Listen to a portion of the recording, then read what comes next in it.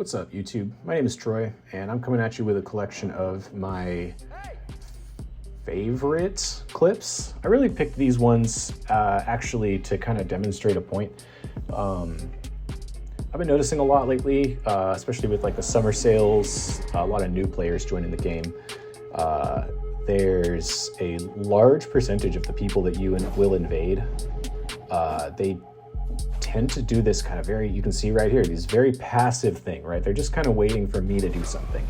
And I wanted to express to you, to everyone that watches my videos, my small audience, I appreciate you guys so much, how bad of an idea that is. These guys had, like I said earlier, I cut out a bunch of footage. They had a pretty good minute or so to clear the imps in that room and have a fighting chance. They could maneuver, they could get a shot on me. They decided not to do that, and so they got stuck in that little hallway and fell to their deaths. I'm not sure what the play was there, but that wasn't it. Up here you can see this guy has left all the PvE alive on the way to this shortcut. Moongrim is back there. He's a pretty tough opponent on his own, so I know, like, in this situation, you've got, on one hand, down below, there's the big Iron Maiden, so I can always run over there if I need to get away. And then two, we've got Moongrim alive, so I mean, this guy's kind of cornered himself, and I'm not really sure what the sense is in it. I mean, you get this shortcut open, sure, but yeah, I don't even know where the Phantom was. That one was kind of weird, but fun fight. Next up, we have this Stormveil invasion that I thought was going to devolve into an utter sweat fest. You can see there's three dudes. One of them's got the Star Fists. One of them's got an HTS, and one of them has a great sword. The two Phantoms are using Crab. These guys know what's up. I don't think they're over leveled. Nothing about them says, hey, I'm, level 300 and something. They seem to be normal level, and that is confirmed later on through the rune counts. But yeah, this guy starts chasing me. I'm going to try to run for the Banished Knight here just to get some reinforcements, but they don't take the bait. And this is, I was thinking maybe like gank.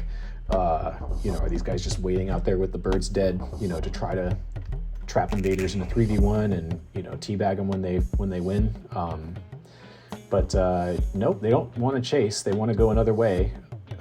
So I'm kind of confused by that, but I decided to take this ladder up here so at least, if they do come this way, they can't cheese me from that. And I see in just a moment the HTS guy. I know he's there, so I'm thinking, okay, all right. Let's get a little more damage in.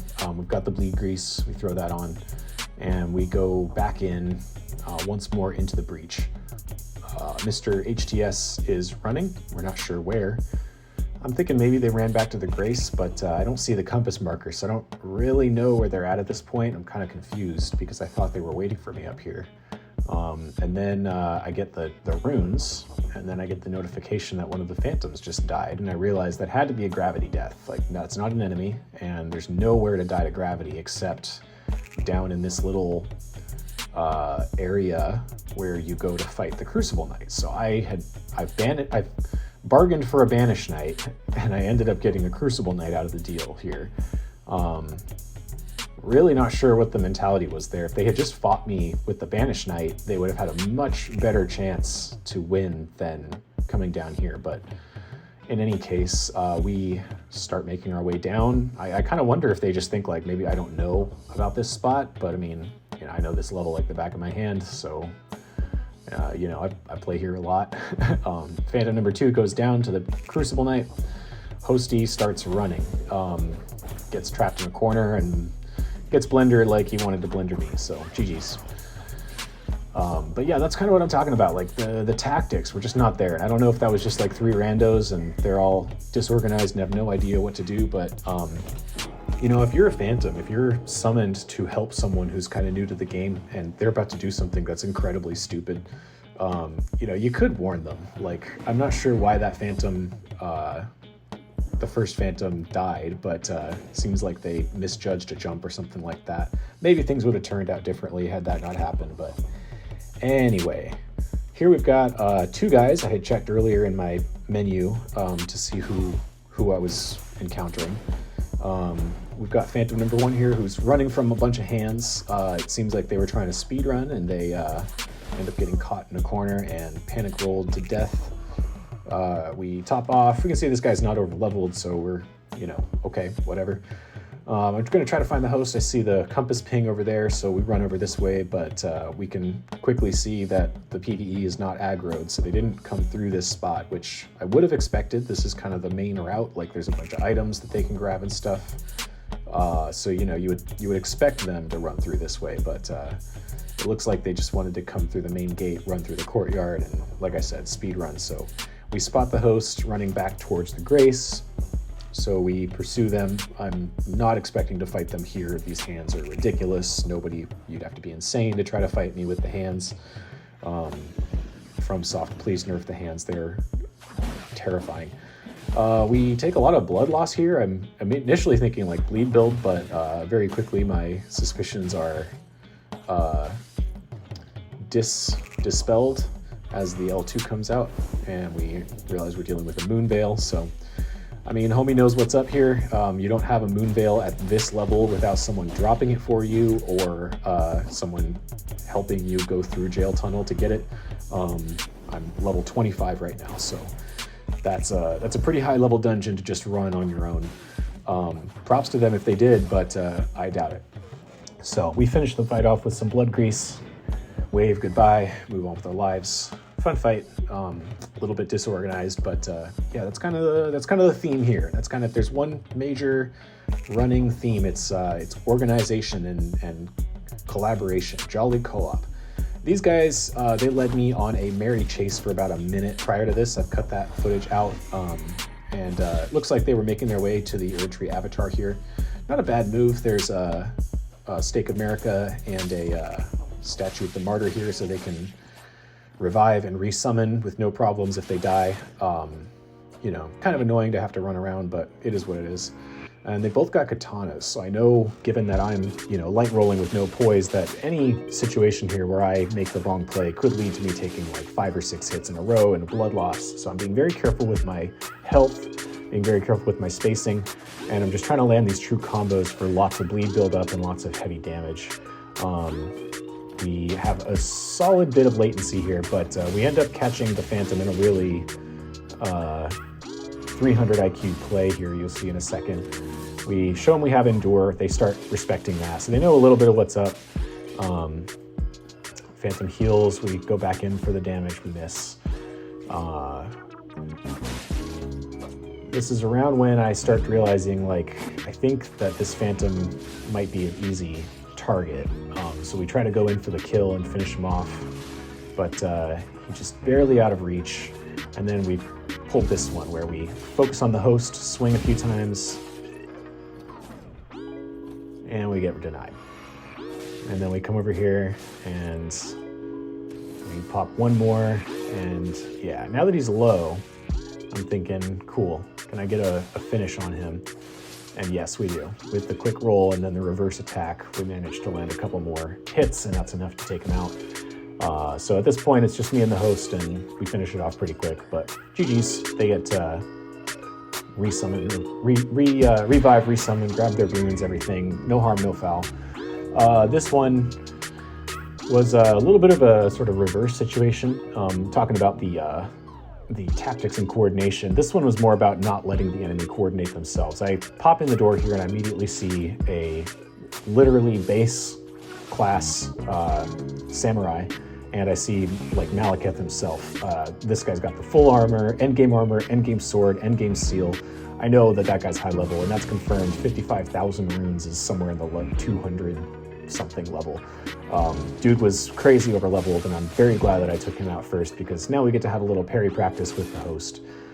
Don't actually land one, but that's okay, because this guy loves his shield, and we just end up guard breaking him to death. But this was kind of like I said, the inverse example of what I was talking about, where if I had played this one passively and not just run in and immediately deleted that Phantom, this probably would not have gone my way. Because if I let that guy just, at all respond to me, there was no chance. The damage he could put out with a bleed build at that level is nuts. One hit bleeds, and I don't have an opportunity to get in there, do enough damage to him to be able to be effective. So if anything, had I not taken him out right away, it would have been a delete the host first situation. I never would have found out what level he was, so I'm kind of glad, because, you know, exposed or whatever. I don't know, who cares, but... this is the other kind of inverse example of what I was talking about, right? Like in this case, these guys are a little bit too aggressive, right? They've got the spirit, they've got the drive, they've got the potential. They just don't understand the game's mechanics. You can see that right up until about when that mage hit me with the laser, I was immune to damage. Invaders have 5 seconds of spawn immunity, so, you know, just keep that in mind. You don't get to hit me until I've had a chance to pop my buffs and move around a little bit. Those guys were obviously very new to the game, so hopefully they can take it as a learning experience. But here we have just two bros just chilling in a cave. This is like the very first room after the Site of Grace, and they've just decided they're not going to change, they're not going to move. I have, prior to this, I cut out the footage of me scanning the rest of the dungeon and seeing that all the enemies are alive. These guys are standing up here with a bow and arrow ready to shoot me when I come around the corner. I know what's up here. But since it's just two of them, you know, we'll play their game a little bit. I've got plenty of heals, I've got my regen going, so I can take a 2v1. Almost lose it though. That was very close right there. Managed to escape, and then the Phantoms again got the right idea but the wrong execution. Had he been just a little bit earlier, those daggers might have been effective, but after the heal's already gone off, it's not making a huge difference. We retreat down this cave. There's a few rats behind me, and I know that, and I see that they're not aggressing me. They don't want to aggro the rats, so I'm thinking, okay, so I've got a little spot here where I can just kind of hidey hole. You know, we give them a little jiggle, you know, like what's up? Throw our light on, just to give ourselves a little bit of extra visibility. I want to be able to see what's around me and, you know, not run into stuff. So we do that. We've got regen going, so I can afford to play super passive here, but we decide to play their game and run out and engage with them. Phantom, you know, there's plenty of swaps here in this fight. This is one of the reasons why I like this one. You know, you can see this guy starts out with the Bloodhound Fang, and the other one starts out with the axe, and then at one point they both switch it up. This Phantom switches to, I think, a spear and a dagger setup, and then the host switches to a dual katana setup, and I end up using daggers. So it ends up getting real, you know, there's plenty of variety in this one, which I really enjoyed. And we're just running around. There's a little bit of latency. You can see, you know, some of these hits really should have connected, but on their screen, you know, they already ran or whatever, so they're not really there anymore. This is typical for, you know, a high latency fight. That's fine. I'm kind of used to it. It's part of the reason why I enjoy the hook claws, because they have so much status buildup on Phantom hits. We get the poison off on the host, which is good. We need a little pressure on them. They're the ones with all the healing flasks, so we kind of want to give them something to worry about while we focus on the Phantom. And you can see he loves that L2. I'm starting to think about parrying it, but then he sort of switches it up very quickly. You can see he puts... The Phantom is switched over to the spear now, which I'm starting to deal with, starting to process. Okay, hey, we've got a different moveset coming out. That's cool. Really likes that impaling thrust. Switches to the offhand dagger. I'm not sure if that was a mistake or not, but there's no status on it. It doesn't do any damage. I don't know if he's just counting on the quick hits to stun me to death, but I can very easily outrange that, so kind of a weird play. But we try to poison the Phantom more. He never actually gets poisoned, so kind of interesting there. Very high poison resistance or just bad net, I'm not sure. But, you know, the host is like, well, I'll just let this guy have a 1v1 right up until he starts losing, and then it, you know, again becomes a 2v2 or 2v1. Host has switched to his second katana now.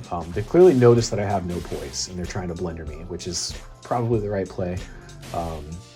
But with that light roll, you know, I can always just get out of it, and I've got plenty of heals. Probably too many for this level, but hey, you know, you got to do what you got to do when you're dealing with a ton of overleveled Phantoms. And these guys, they almost had me a few times. Like, I don't feel like they were not up to the challenge. This could have gone their way several different moments. Here, the Phantom, I don't notice that he's out of healing until a little bit later. I think he just healed underneath the platform. Like, my intuition is that he would have done that, and then I realized that he didn't, and I realized that he's out of flasks, and so we just go for the quick kill. I try to land the running R1 for its amazing roll catch, but unfortunately there's just a little too lat for that, so we predict the jumping attack and we throw a dagger for the cheeky kill. A little throwback to the beginning of the fight when they were trying to dagger me. And yeah, now the host is out of blue.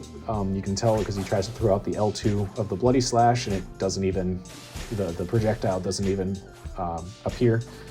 And he still takes the damage, so kind of a strange choice there. But again, with the lat, I'm just trying to keep the poison on, apply some bleed pressure, but the dual katana moveset is so strong against no poise because you just L1 chain him to death. I mean, there's nothing to it. You know, I love those running R2 into the neutral R2 combos with the claws, but this is even more bright. Look at that range. He hit me from like 10 feet away. I don't get it. We're trying to finish this off. It's tough. The matchup, dual katanas versus claws, is really hard because they've got a little bit of extra reach, which helps compensate for the fact that my attacks are very, very telegraphed. The claw R2 starts super early, so they know when to dodge it based on the sound. So we decided to switch our moveset up as well. We throw out some Poison Mist on our daggers here. Really like the daggers, especially with the recent changes. The running R2 two-handed, like I'm using it right now, will poise break every time, and it's got a weird hitbox where almost, I think like, maybe someone more experienced than me can confirm, but it feels like almost like an HTS running hitbox where there's actually a lingering hitbox over a small area, right? Where like if you connect with them at any point in their roll through it, you can potentially score a hit, even if it's a phantom hit. And so I really like that, and I've been using it a lot. Here, since we got the poison off, we switched to the bleed dagger, and he hasn't quite realized that yet. We throw out a bloody slash of our own. Does not connect through the latency. Again, this just, I'm not sure what this guy is gaming on, but this is some McDonald's Wi-Fi crap. We get the bleed proc, and then we finish it off with just a couple more R2s, and that was it. Fun fight though. I mean, really, honestly, GG's to those guys. That was, you know, even if they were very passive, I would have preferred to fight through the level, but you know, it was still fun. It was still good. I do enjoy the 2v2s. So anyway, that's all I got for you. Thanks for watching. Make sure to like, comment, subscribe, share with your friends, all that fun stuff, and I'll see you in the next one. Thanks.